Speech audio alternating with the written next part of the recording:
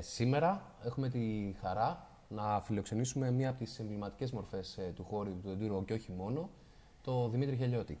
Δημήτρη, καλησπέρα. Καλησπέρα, φίλε Λευτέρη. Όλοι πάνω κάτω γνωρίζουμε ότι είσαι ένας άνθρωπος ο οποίος εμπλέκεσαι ενεργά και άμεσα τόσο με το χώρο του Enduro όσο και με την ταχύτητα, δηλώνοντας μια μέριστη αγάπη για τη μοτοσυκλέτα. Όλα όμως ξεκινάνε κάπου τη δεκαετία του 80. Ναι. Ξεκίνησε η ενασχόλησή μου με το χώρο της μοτοσυκλέτας επαγγελματικά το 1988. Ως οδηγός της Enduro. Σήμερα θα τα πούμε όλα. Για να τα ακούσουμε. Σήμερα θα τα πούμε όλα, αλήθεια. Αυτό ήταν το μεγάλο λάθος της ζωής μου. Είναι η πρώτη φορά που το λέω δημόσια. Γιατί το έχω πει μόνο ένα άτομο το ξέρει αυτό. Δηλαδή πολλά πράγματα από μένα προσωπικά τα ξέρει μόνο ένα άτομο που ξέρετε, όλοι φαντάζονται ποιο μπορεί να είναι αυτό τέλος πάντων.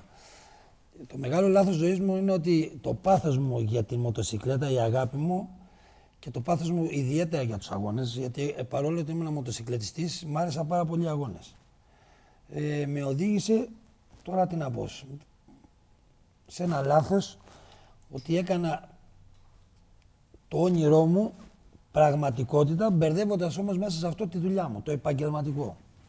Και είναι κάτι το οποίο έχουν περάσει πόσα χρόνια τώρα, δεν θυμάμαι, 88 να κάνουμε μια βόλτα, πόσο είναι. 88, το έχω μεγαλώσει κιόλας, είναι τόσα χρόνια.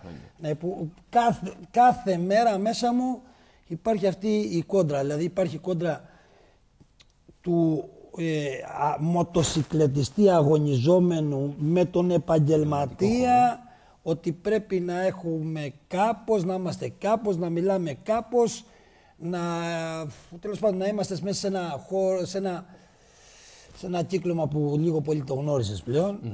Και αυτή είναι και η μεγαλύτερη μου σύγκρουση, γιατί εντάξει, για το όνομά μου οι μοτοσυκλετιστές κόβουν τις φλέβες τους, δηλαδή οι φίλοι μου. Περισσότεροι, έτσι. Ναι, οι περισσότεροι σε όλη την Ελλάδα και τους ευχαριστώ και πάρα πολύ. Είναι τιμή αυτό για μένα, τιμή πραγματικά. Η αλήθεια είναι ότι έχεις γυρίσει τα βουνά της Ελλάδος με πάρα πολύ κόσμο. Και όχι